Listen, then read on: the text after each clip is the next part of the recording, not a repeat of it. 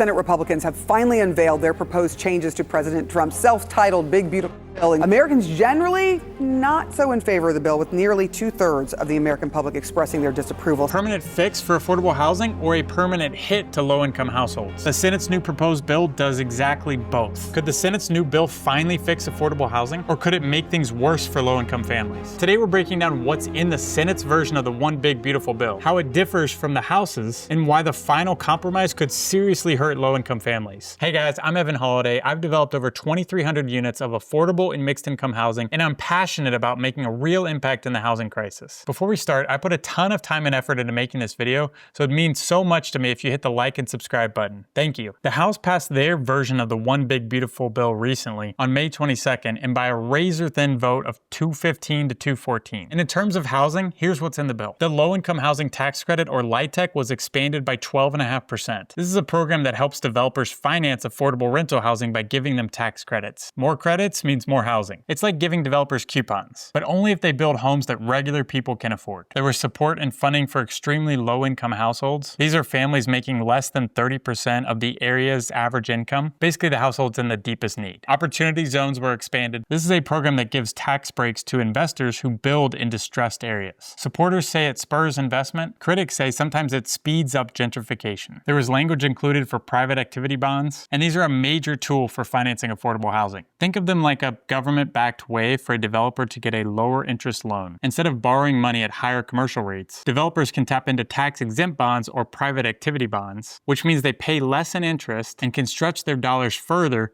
to either building or preserving more affordable housing. But here's the catch. To qualify to use the low-income housing tax credit using the private activity bonds, developers currently have to finance at least 50% of their project with these bonds. That's known as the 50% test. The House bill changes that by lowering the threshold to just 25%. That's huge because it means almost double the amount of projects can qualify for these critical tax credits without needing to raise as much bond financing. And that makes it easier to get more projects funded, especially in high-cost areas. But the House also left out or removed some really important things. Energy efficiency tax credits. These help builders and developers build greener, more energy-efficient buildings. Neighborhood Homes Investment Act. This would have helped people buy and fix up homes in struggling neighborhoods. Historic tax credit modernization. This helps turn old, unused buildings into housing. The New Market Tax Credit, a tool that brings private investment to low-income areas. Now let's look at the Senate version, which is still in progress, but already shaping up very differently. The biggest difference? The Senate bill wants the changes to be permanent, while the House bill only lasts 4 years to 2029. The Senate bill contains a permanent 12% boost to the low-income housing tax credit program versus 12.5% in the House bill. A permanent reduction of the private activity bond test to 25%. No more boost for Native American or rural land. That got cut. Bonus depreciation is a tax incentive that allows developers and their investors to immediately deduct a large portion of the cost of a certain property, like site work, buildings, and equipment. This is instead of spreading out that deduction over many years. In affordable housing, this can free up capital in the early part of the project, when financing is often the toughest. Opportunity zones and new market tax credits become permanent. Several clean energy incentives are being phased out, making sustainable and energy efficient building practices more expensive. It also proposes selling off over 3.3 million acres of public land in 11 western states to raise $5 to $10 billion, earmarking this land for affordable housing and community development, but it's unclear if that land is usable since most of it's rural and it may lack roads and utilities. And in terms of housing production, the House version would create roughly 500,000 new housing units, while the Senate version is expected to create well over 1 million new affordable homes. For context, the last big federal housing law was the Housing and Economic Recovery Act of 2008. Which included the Housing Tax Credit Exchange Program and other emergency housing measures. It helped fund the construction or preservation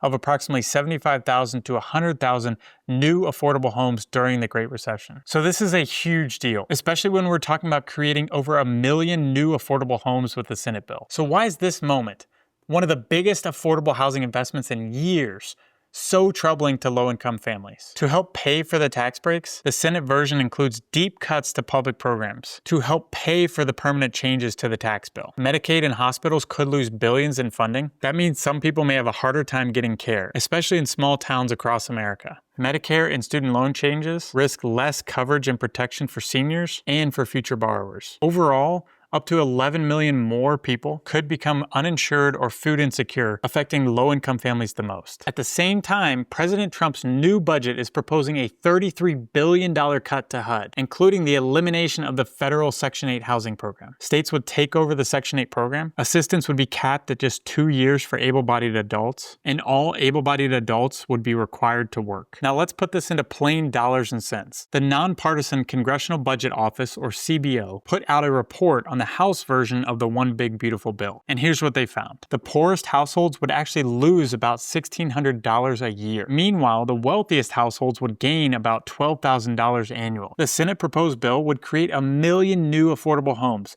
which is amazing, but it would also take away the very support systems that help the lowest income families afford to live in those homes. If we gut these programs, healthcare, food assistance, housing vouchers, we may end up needing even more affordable housing just to support families who are more cost burdened than ever. Let's talk about the elephant in the room. Debt. The Congressional Budget Office says the House-passed bill could add anywhere from $2.4 to $5 trillion to the national debt over the next 10 years. The Senate bill, they're still calculating the total hit to the nation's debt, but it will be even more. More national debt means higher Treasury yields, which leads to higher interest rates. That makes borrowing more expensive, especially for affordable housing developments that rely on lower interest loans to make projects work. So ironically, the bill designed to create more affordable housing could make building a lot harder and more expensive. So what's next? A full Senate vote is expected next week. The Republicans have a slim majority of 57 to 43 in the Senate, so they will need almost every Republican senator to say yes to the bill. Deficit hawks like Senator Rand Paul, who do not want us to add more to the nation's debt, are already saying the price tag is too high. If this bill passes in the Senate, then the House and the Senate will need to come together